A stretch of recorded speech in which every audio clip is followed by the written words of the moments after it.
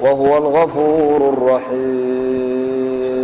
وقال النبي صلى الله عليه وآله وصحبه وسلم: إن أغبض أولياء عندي لمؤمن خفيف الحاد ذو حد من الصلاة أحسن عبادة ربه وأطاعه في السر وكان غامضا في الناس لا يشار إليه بالأصابع وكان رزقه كفافا فصبر على ذلك ثم نقر بأصبعيه وقال: عجلت منيته قلت بواكيه قل تراثه.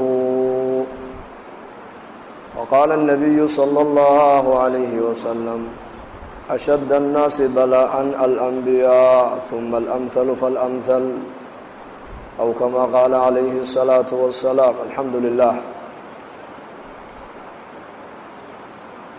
ilaahay caza wajalla adduunyadan isagaa ina keenay. hal wadana waa laga soo galaa, waa dhalmada. uma asabiila yasarahu baa ilaahay yidhi. qof kastoo adduunyadan jooga dariiqaasuu soo maray, waa dariiqa laga yimaado. waxa unu qofka adduunyada yimiday isagoo aan waxba wadan, aqoonna aan lahayn, asbaabta bini aadamku ay ku noolaadaanna aanan wadan, hadal aanan garanaynin, oo jaahil ah. qaraarkaas oo qaraar ilaahay xaggiisa ka yimid in adduunyada dariiqa laga soo galo.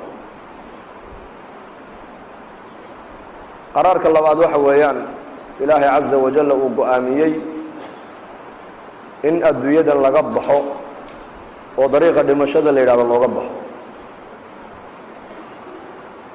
hebel baa dhintay macnaheedu waa hebel baa adduunyadii ka baxay weeyaan. qaraarka saddexaad waxa weeyaan adduunyada marka laga baxayo bini aadamku adduunyada waxba kama qaataan.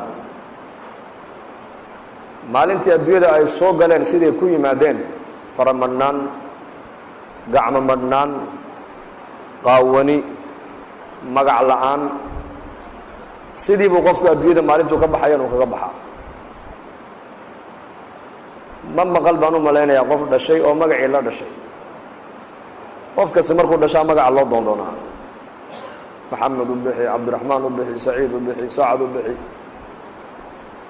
maalintuu qofka adduunyada dhiman uu ka baxayana magacii loo bixiyey adduunyada loola baxay uu ka hadha magacaas. waxaa laga bilaabaa markuu dhintaba meydka qabrigiisa diyaariya, meydka maskiidka nacashka uga soo qaada, meydka kafanka u soo gooya, meydka ahaan aaskiisa u diyaar garowno, reerkii iyo qaraabadii u yeedha meydka u aaskiisa ha loo dareeree, magaciisi la hadal qaadi maayo.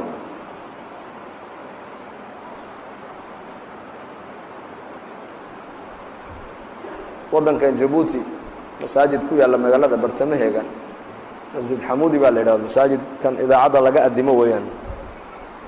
ninkii dhisay nin xadaramya buu ahaa oo saalixa, oo aqaladii uu lahaay oo dhan waqfi buu u bixiyey markuu dhimanayay.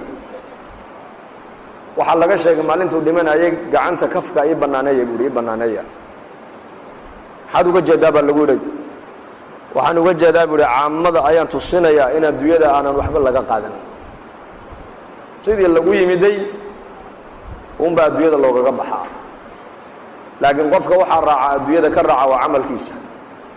camalkaasi ama ha samaado ama ha xumaado. adduunyadana ilaahay caza wajalla bini aadamka wuxuu u keenay